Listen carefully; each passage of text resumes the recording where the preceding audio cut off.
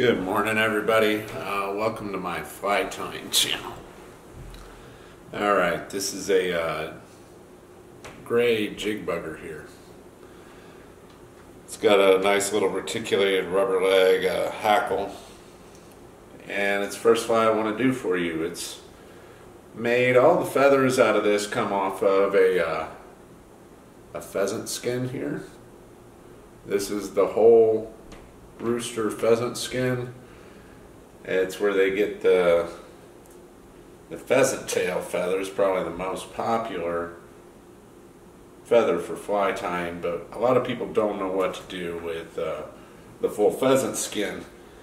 And it's got a lot of guard feathers and big feathers that you could use for big streamers, but the feathers we're interested in here are up on the shoulder.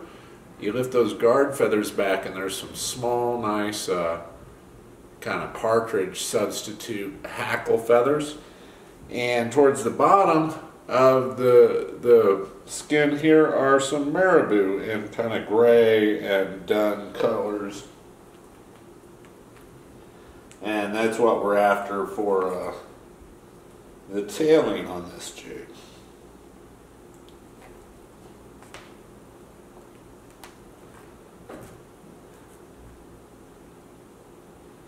So the marabou feathers that you're using and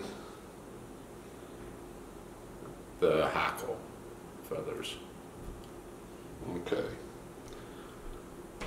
So the hook we're going to use is a wide gap size 12 for this jig.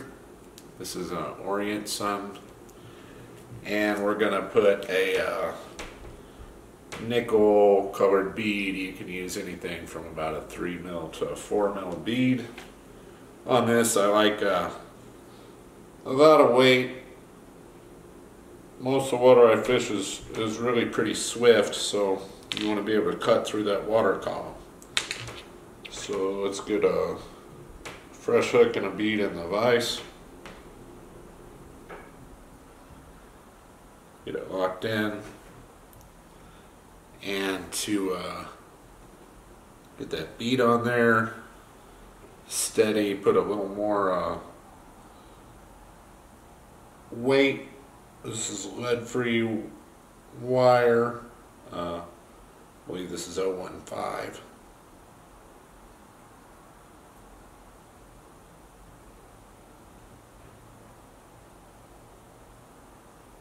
a short piece I'm working with there. Let me not use that piece.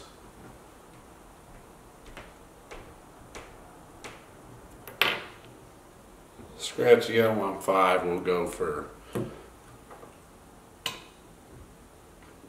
020 if I can find it.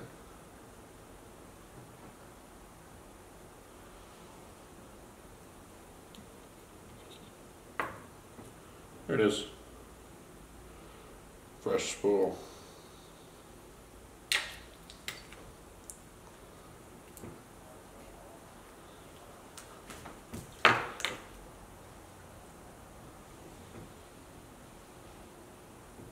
Alright, put 4 or 5 wraps on this, helicopter it off. This other side I like to just kind of work it off the same. Hold on to it with my fingernail so it doesn't spin around. And then we want to put down a thread base.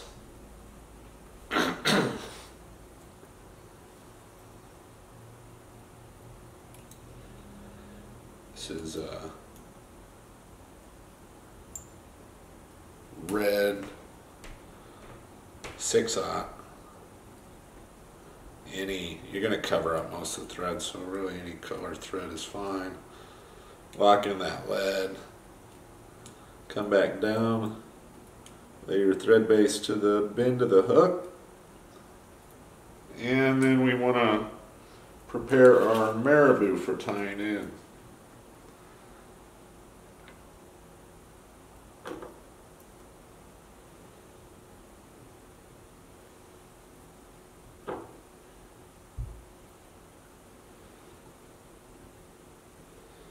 And there's lots of different feathers that will work as the marabou tailing on it, so just kind of choose whatever color you want.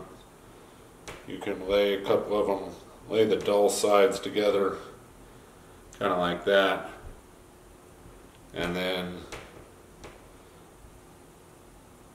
pinch them and prepare them for tying in by tearing off all the fluff here in the back so it doesn't build up too much bulk. And then you want to measure a little long because you're going to pinch off kind of those fragile fibers that are going to break off anyway. So measure just a little long and then tie in with a couple of gathering wraps. Just kind of go loose. That hold on to your marabou because it wants to spin. You may straighten it out and then trim. Once you trim it off and then tie it in from the front, it'll quit spinning.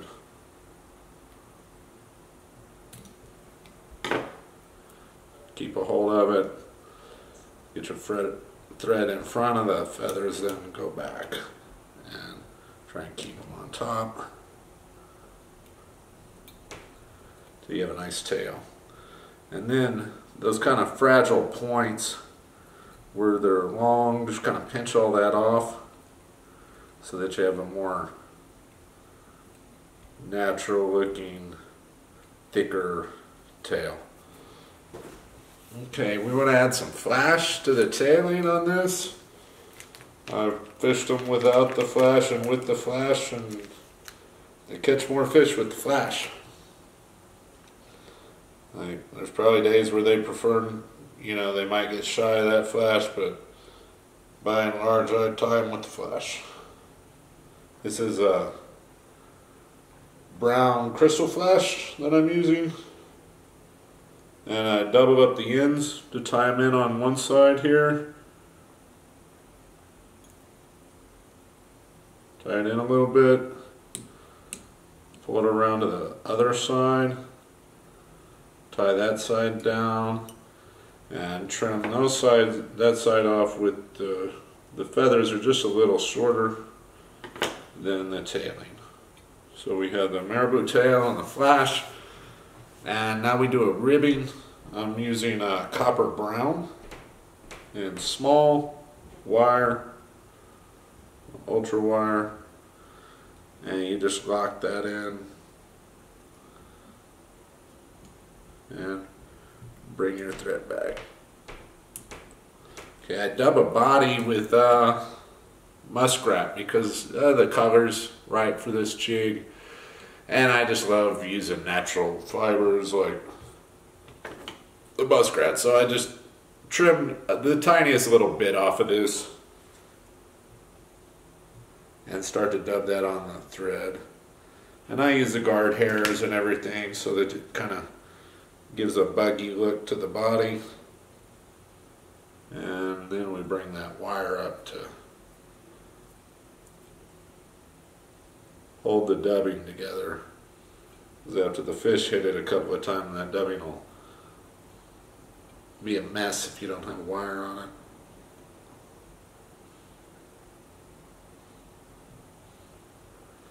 So spin some of that muskrat on there and then cover up your thread base.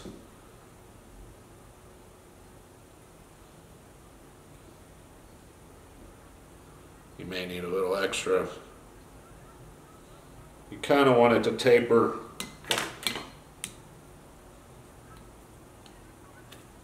Thicken up towards front. I think this, they may think this is like a fry or a little darter or a sculpin kind of thing. So like most fish or whatever, you want it a little thicker in the front.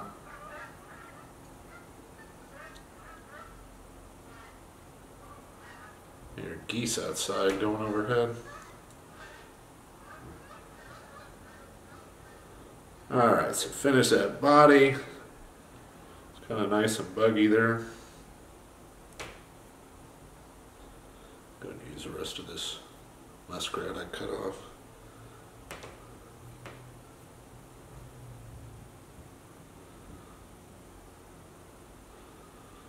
Nice looking buggy body. And bring up your ribbing. Just help hold all that dubbing on. Tie off the copper wire pretty well. That stuff likes to slip, so give it quite a few wraps so when you helicopter off the wire it doesn't go moving around. Comes off quickly.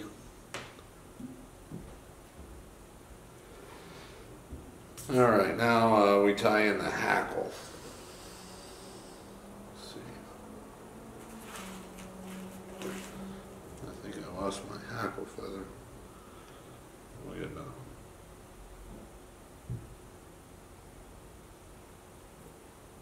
So to prepare the hackle the same way, just tear off the kind of the fluff, the irregular feathers off the feather, and then pinch the tip of the feather and drag the other fibers back to prepare it for tying in.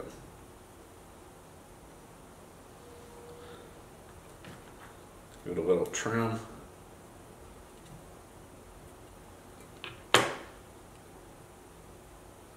And face the shiny side of the feather towards you when you're tying it in.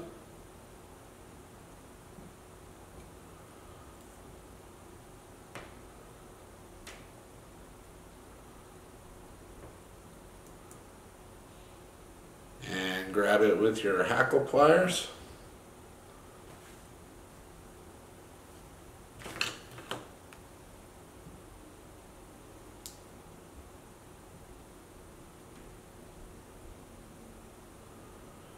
You want to stroke the fibers back so they fall rearward when you wrap this hackle on.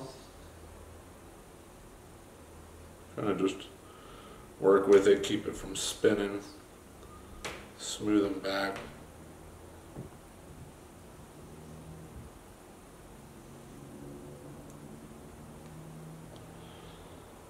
Try and get about a turn and a half with this hackle,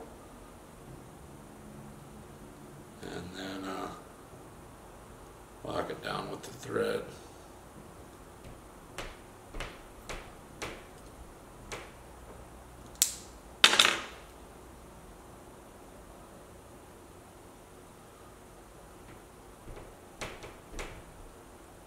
And trim out that stem.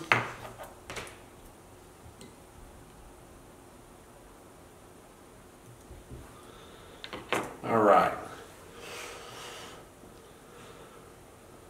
now we do the rubber legs, and this is the grizzly flutter leg. It's got a nice little bit of flash in it itself.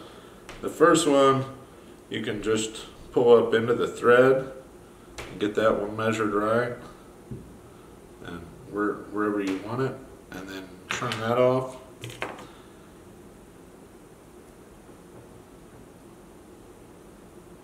I'll just trim this one out here and tie in the second one and trim them both off, I guess. And to tie in the second one, just pinch that first one so when you loosen the thread, you don't lose it. And readjust them to where you want them while you're a little more thread going.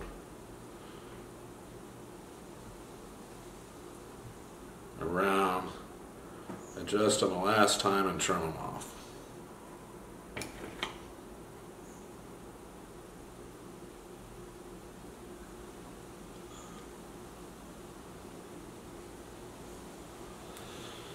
Last step is take just a little more of your muskrat dubbing. A little more muskrat love around the collar here.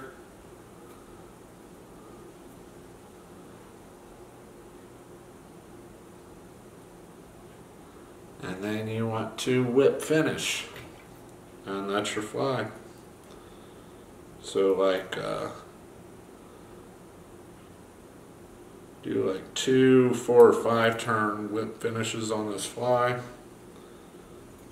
so that if that collar gets loosened up once, you got another tie in there.